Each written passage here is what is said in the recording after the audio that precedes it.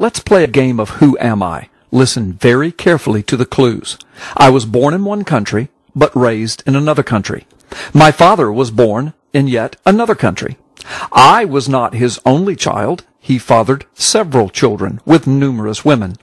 I became very close to my mother, as my father showed no interest in me. My mother died at an early age from cancer. Although my father deserted me and my mother raised me, I later wrote a book idolizing my father, not my mother.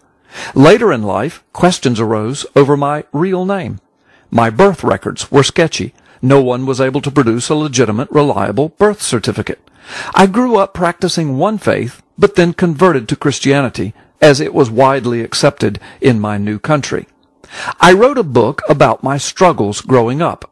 It was clear to those who read my memoirs that I had difficulties accepting that my father abandoned me as a child. I became active in local politics when I was in my 30s. Then, with help behind the scenes, I literally burst onto the world scene as a candidate for national office in my 40s. They said I had a golden tongue and I could talk anyone into anything. I had a virtually non-existent resume, little work history, and no experience in leading a single organization. Yet I was a powerful speaker, and citizens were drawn to me, as though I were a magnet. I drew incredibly large crowds during my public appearances.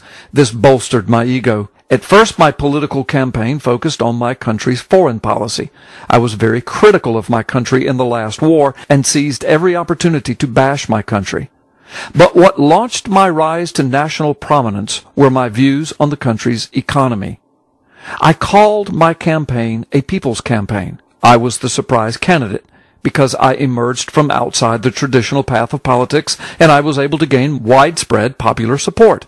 I knew that if I merely offered the people hope, together we could change our country and the world. So I started to make my speeches sound like they were on behalf of the downtrodden, the poor, the ignorant, to include persecuted minorities. My true views were not widely known, and I kept them unknown until after I became my nation's leader.